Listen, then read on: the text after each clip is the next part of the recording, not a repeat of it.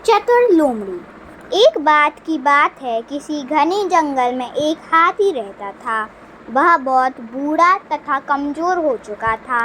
एक दिन रात के समय पड़े पड़े ही उसकी मृत्यु हो गई। अगले दिन प्रातः काल एक चतुर लोमड़ी भोजन की खोज में घूमते हुए मृत हाथी के पास से गुजरी।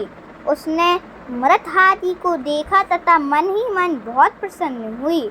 उसे विश्वास था कि वह उस हाथी के मांस को खाने का आनंद बहुत दिनों तक उठाती रहेगी, परंतु जब उसने इसे खाने का प्रयत्न किया तो वह इसे खा न सकी।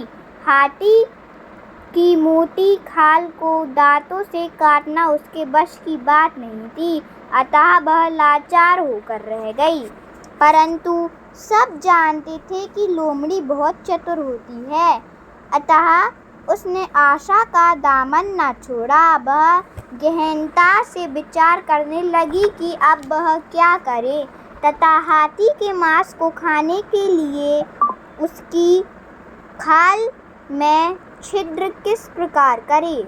ठीक उसी समय एक शेर वहां आ गया, अतः लोमड़ी उसे वहां से भगाने के लिए युक्ति पर विचार करने लगी, परंतु वह उसे नम्रता से ही भेजने के पक्ष में थी।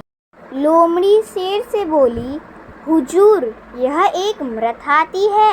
मैं आपके लिए ही इसकी रखवाली कर रही हूँ। कृपया इसे खाने का कष्ट करें ताकि आपकी जूठन से मैं भी अपना पेट भर सकूं। शेर यह सुनकर गर्ज उठा तथा बोला, बकवास बंद कर धूत। क्या तुम्हें पता नहीं कि शेर केवल अपना किया हुआ शिकार ही खाते हैं। क्षमा करें महाराज, मैं तो आपकी एक साधारण दासी हूँ और मेरा कर्तव्य तो यही है कि मैं इसे आपको भेंट करूँ, क्योंकि आप हमारे स्वामी हैं, लोमड़ी ने कहा। लोमड़ी के शब्द सुनकर शेर बहुत प्रसन्न हो गया। वह वहां से मुस्कुराता हुआ एक ओर निकल गया तथा लोमड़ी ने सुख का सांस लिया। उसने अपनी चतुरता से अपना भोजन अपने लिए बचा लिया था। कुछ समय के पश्चात एक बाघ उधर आ निकला।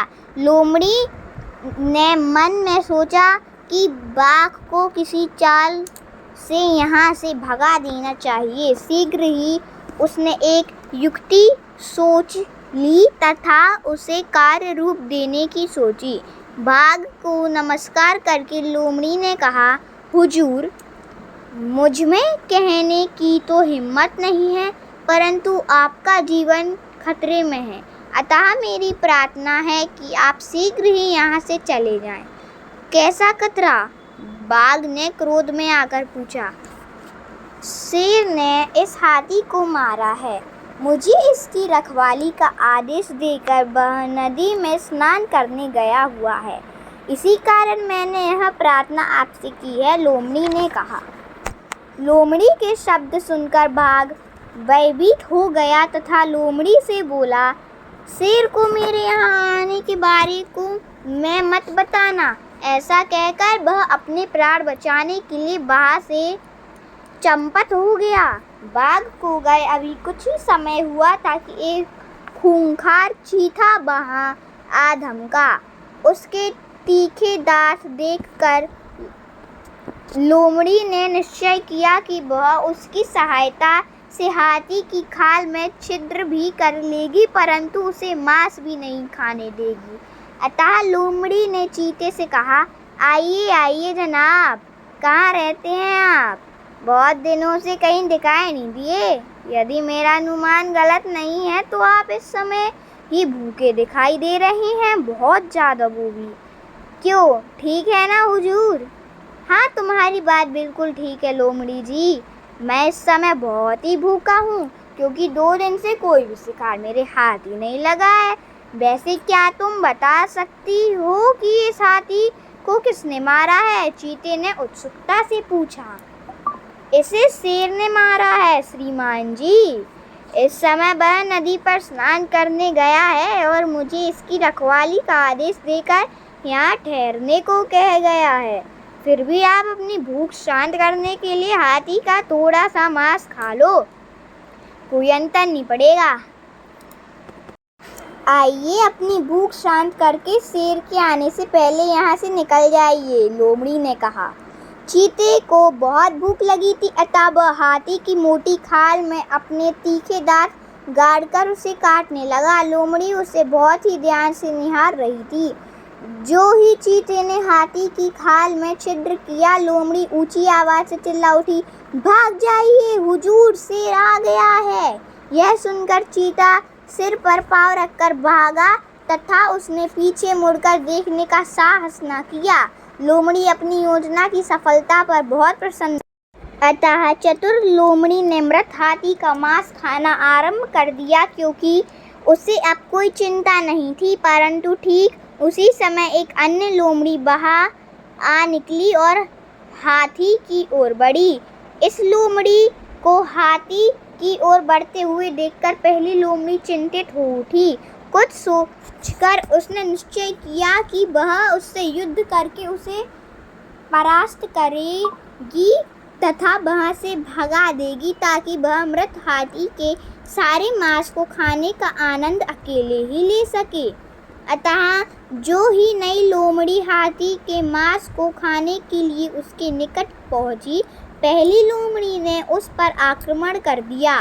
फलतः दोनों में एक भयंकर युद्ध छिड़ गया। सौभाग्य से पहले लोमड़ी नई लोमड़ी को मार गिराने में सफल हो गई। इस प्रकार उसके मार्ग में अचानक आने वाली अंतिम बाधा भी दूर हो गई। चतुर लोमड़ी अकेली ही उस मृत हाथी का मांस कई दिनों तक खाती रही। कितनी खुश थी वह वास्तव में। उसने सभी खूंखार पशुओं को एक एक करके चालाकी से भगा दिया था तथा अपने अंतिम विरोधी को युद्ध में मार गिराया था, क्योंकि वह विरोधी उसकी अपनी जाति में से ही था। चतुर लोमड़ी ने शेर को तो अपनी असीम विनम्रता से चलता किया था, परंतु बाघ को शेर का भय दिखाकर वहां से भगा दिया था। चीते को उसने उल्लू बनाकर अपना काम भी निकलवाया तथा उसे हाथी का मांस भी नहीं खाने दिया। जहाँ तक दूसरी लोमड़ी का संबंध था, उसे उसने युद्ध में मार गिराया था। इस कहानी से एक सदा सत्य बात भी स्पष्ट हो जाती है कि एक ही जाति के दो प्राणियों की आपस में कम ही पड़ती है। वो दोनों ईर्ष्यावश एक दूसरे का विरोध करते हैं। इस तथ्य के अधीन दूसरी लोमड़ी का पहली लोमड़ी द्वारा मारा जाना सर्वथा उचित ही था। धन्यवाद। मिलती हूँ आपको एक अन्य कहानी में।